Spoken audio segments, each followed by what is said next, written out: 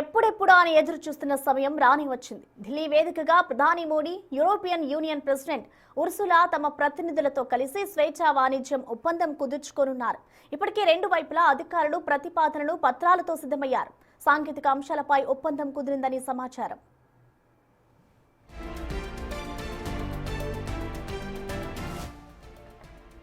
ఖరీదైన కార్ల తయారీకి యూరోప్ ప్రసిద్ధి. ప్రధానంగా బెంజ్, BMW, ఆడి, వోక్స్వాగన్, లాంబోర్గిని వంటి లగ్జరీ బ్రాండ్లకు ఈయూనే కేంద్రం.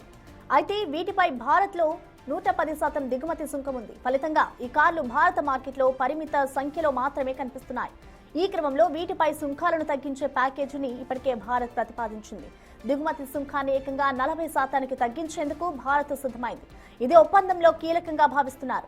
ఇది అటు ఈయూలో ఆటోమొబైల్ తయారీదారులకు, ఇటు భారత్లో ఆటో మార్కెట్కు ఊతంగా ఉంటుందని భావిస్తున్నారు.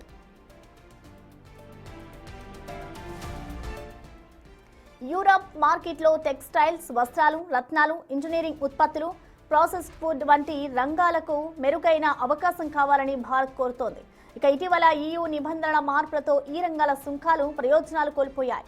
ఈ క్రమంలో ప్రస్తుత ఒప్పందం ద్వారా ప్రపంచంలోనే అత్యంత సంపన్న వినియోగ మార్కెట్లో భారత ఉత్పత్తులకు ప్రయోజనం కలగనుంది.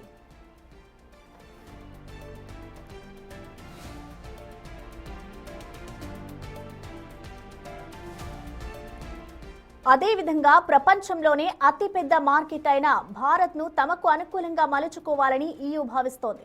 ఇందులో అనేక వ్యూహాత్మక, రాజకీయ కారణాలున్నాయి. చెప్పాలంటే ప్రపంచవ్యాప్తంగా వాణిజ్యం, రాజకీయాలు అనిశ్చితంగా మారుతున్న వేళ సప్లై చైన్ దీర్ఘకాలిక భాగస్వామ్యం కోసం ఇప్పుడు భారత్ కీలకంగా మారింది.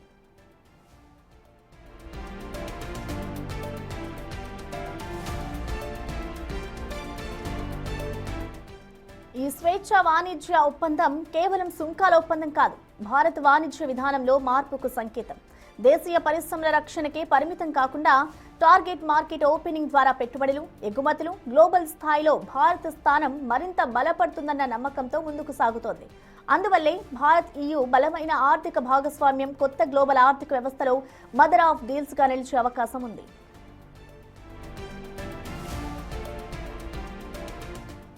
ఇక ఈ డీల్స్ కి సంబంధించిన మరింత సమాచారాన్ని ఢిల్లీ నుంచి మా ప్రతినిధి శివ అందిస్తారు. శివ,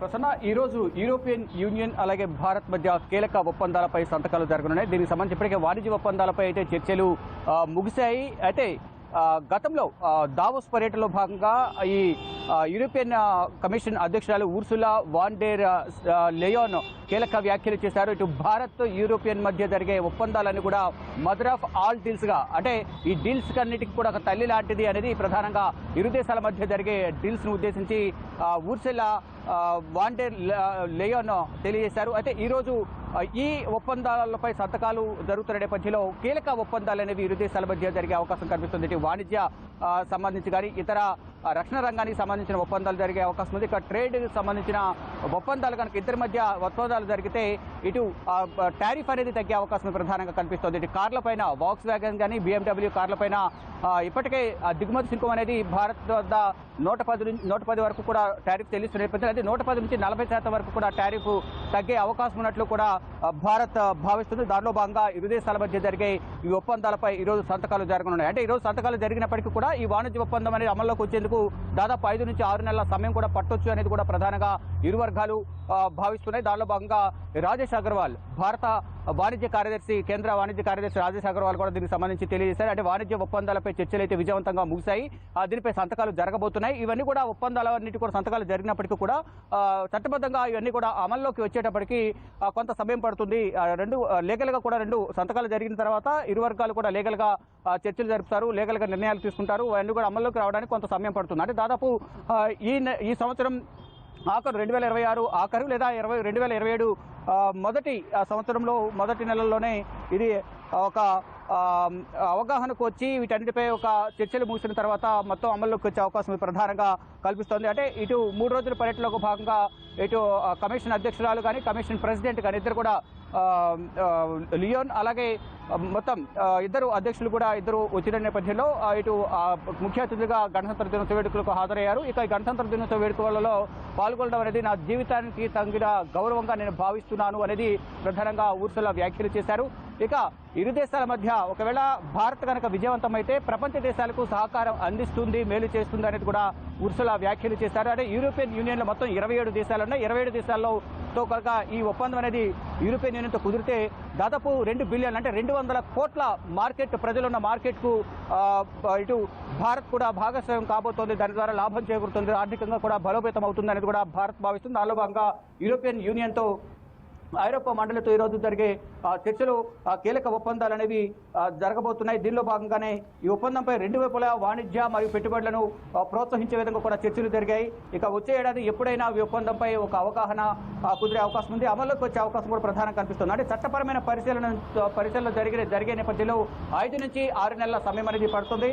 ఇక భారత్ విజయవంతమైతే కనుక, వాణిజ్యపరంగా విజయవంతమైతే ప్రపంచానికి మేలు చేస్తుంది అనేది కూడా UE chief Ursula von der Leyen వ్యాఖ్యలు చేశారు. అంటే భారత్తో ఈ ఒప్పందం కుదుర్చుకోవడం చాలా సంతోషంగా ఉంది అనేది కూడా తెలియజేశారు.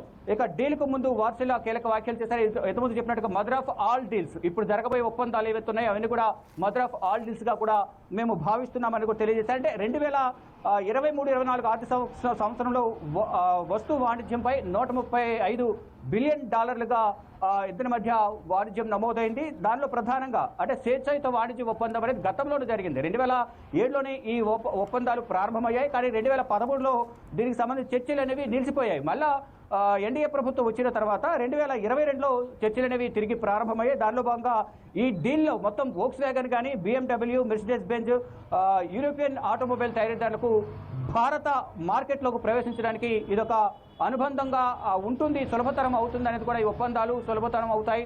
చర్చలు జరగడం ద్వారా ఇటు భారత్కు సంబంధించిన ఎగుమతులు, అటు దిగుమతులను కూడా అటు యూరోపియన్ కంట్రీస్ అని కూడా చేసుకుంటే మొత్తం 27 కంట్రీస్ ఉన్నాయి. యూరోపియన్ యూనియన్లో మొత్తం కంట్రీస్ 27 దేశాలు ఉన్నాయి. ఆ దేశాలను కూడా భారత్కు సంబంధించిన ఉత్పత్తులను కూడా దిగుమతి చేసుకుంటాయి. ఆ దేశాలకు సంబంధించిన దిగుమతులను కూడా భారత్లకు దిగుమతి చేసుకోవడం ద్వారా ఇప్పుడు ఇద్దరి మధ్య ఒప్పందం జరగడం ద్వారా ఇటు అమెరికా నుంచి దిగుమతి చేసుకునే వస్తువులు కూడా కొంత 2 దేశాల మధ్య ఒప్పందం కుదిరితే కనుక అమెరికా నుంచి దిగుమతి చేసిన వస్తువులు కూడా కొంత తగ్గించి ఇక్కడి నుంచే మొత్తం దిగుమతి చేసుకునే విధంగా అవకాశం ఉంటుంది. కాబట్టి అంటే ఇప్పటికే భారత్ పైన అమెరికా అధ్యక్షుడు టారిఫ్లు విధిస్తున్నారు. మొదట 20%, తర్వాత 50% టారిఫ్లు విధించారు. మళ్ళా ఒకవేళ మీరు ఇరాన్తో కానీ, ఇటు రష్యాతో కానీ, వెనుజులాతో కానీ ఈ చమురు ఒప్పందాలకు సంబంధించి అక్కడ కొనుగోలు చేస్తే మరిన్ని టారిఫ్లు విధిస్తాము అనేది కూడా కొంత వార్నింగ్ ఇస్తున్నారు, హెచ్చరికలు జారీ చేస్తూ ఉన్నారు, బెదిరిస్తూ ఉన్నారు. ఈ నేపథ్యంలోనే ప్రత్యామ్నాయ మార్గాల వైపు కూడా ప్రపంచ దేశాలు ఎదురు చూస్తున్నాయి. దానిలో భాగంగా ఇటు భారత్, యూరోపియన్ యూనియన్ మధ్య ఒప్పందాలు కుదిరితే కనుక భారత్కు ఇటు యూరోపియన్ యూనియన్ కంట్రీస్, అంటే యూరోపియన్ యూనియన్లో ఏవైతే కంట్రీస్ ఉన్నాయో ఆ మండలిలో, ఐరోపా మండలిలో 27 దేశాలు ఉన్నాయో ఆ దేశాలు కూడా లబ్ధి చేకూరుతుంది అనేది కూడా ప్రధానంగా ఈ ఒప్పందాలపై అందరూ కూడా ఉత్కంఠగా ఎదురు చూస్తున్నారు. అయితే వాణిజ్య ఒప్పందాలపై ఇప్పటికే చర్చలు అయితే కొలికి వచ్చాయి. ఈరోజు ఇద్దరి మధ్య కూడా ఇప్పుడు చర్చలు అనేవి జరిగిన నేపథ్యంలో, ముగిసిన నేపథ్యంలో ఇప్పుడు సంతకాలు జరుగుతాయి. సంతకాలు జరిగిన తర్వాత న్యాయపరమైన చట్ట పరిశీలన జరిగిన తర్వాత ఇవన్నీ కూడా మరొక 5-6 నెలల్లో 2 దేశాల మధ్య ఒప్పందం అనేది కుదిరిన నేపథ్యంలో అవన్నీ కూడా అమల్లోకి వచ్చే అవకాశం అయితే కనిపిస్తోంది. అందరూ కూడా ఉత్కంఠగా ఎదురు చూస్తున్నారు. ఏ వస్తువులపై ఎంత మేర టారిఫ్ తగ్గుతుంది, ఏ దేశానికి ఎంత లాభం చేకూరుతున్నారు అనేది కూడా అందరూ ఎదురు చూస్తున్న నేపథ్యంలో ఈరోజు ఉదయం 11 గంటల సమయంలో హైదరాబాద్ హౌస్లో, ఢిల్లీ హైదరాబాద్ హౌస్లో ఇటు భారత్ అలాగే యూరోపియన్ సంబంధించిన దేశాధినేతలు పాల్గొని ఎంఓఏల పైన, అంటే ఒప్పందాలు ఇరు దేశాలకు సంబంధించిన చర్చలు ఎప్పటికీ ముగిశాయి కాబట్టి వాటిపై ఒప్పందాలపై సంతకాలు సంతకాలు జరిగిన తర్వాత చట్టపరమైన పరిశీలన తర్వాత ఇవన్నీ కూడా 5 నుంచి 6 నెలల్లో అమల్లోకి వచ్చే అవకాశం అయితే ప్రధానంగా కనిపిస్తూ ఉంది. Prasanna. Okay, thank you Shiva.